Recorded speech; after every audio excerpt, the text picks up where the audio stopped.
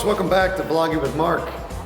We are at the last sermon this coming Sunday in our Mark series as we have walked through Mark's gospel, the good news of Jesus Christ, the Jesus the Messiah, the Son of God, as Mark introduces him to us in the earliest chapter. We're going to be heading into Mark 16 this Sunday, and we will find that it is a chapter that ends abruptly, and it is therefore a very brief amount of verses. We're going to be talking about those, and I encourage you to read Mark chapter 16 before this next week. So make sure you do that. In just a moment, I'm going to tell you more about Mark chapter 16 and then a lot more about it on Sunday. But first, again, as I've said just a couple weeks ago, make sure you're reading it.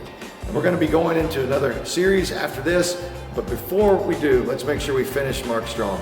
And the way you can do that is make sure that you read it. Mark chapter 16, verses 1 through 8.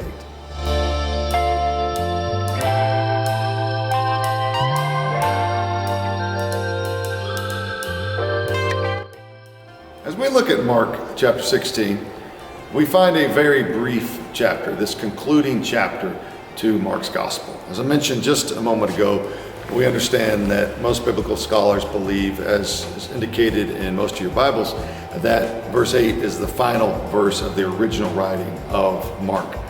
The other verses have been added because verse 8 seems like an odd way to end the gospel. This makes Mark's gospel pretty fascinating. If we look at the end of Matthew, for instance, we see this great commission.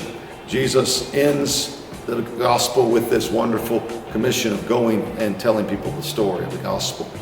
And we find that Luke ends with this wonderful telling of Jesus appearing to his disciples and then ascending, and then that helps us enter into Luke's next writing, the book of Acts.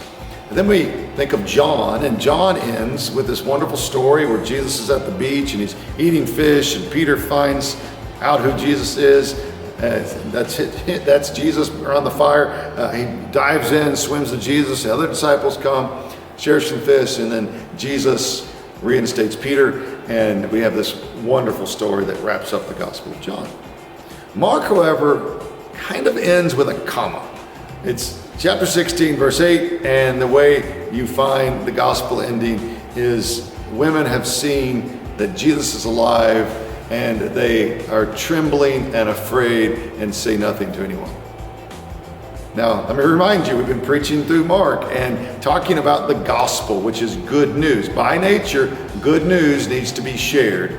And Mark chapter 16, verse 8, the final verse of the original writing of Mark says, they were trembling and afraid and said nothing.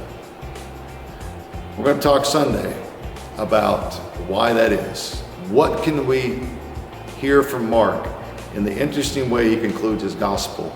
And what can we learn from that about our own feelings when we reflect upon the resurrection of Jesus Christ and our response to what we do with it when we hear it? So I encourage you to plug in and be engaged with this coming sermon in Mark chapter 16, the final sermon of this 8-week series. And again, you can do that online, 9:30, or you can do that in person here at the Hillside campus. Hope you can make it. Hope you can log on. Thanks again for watching.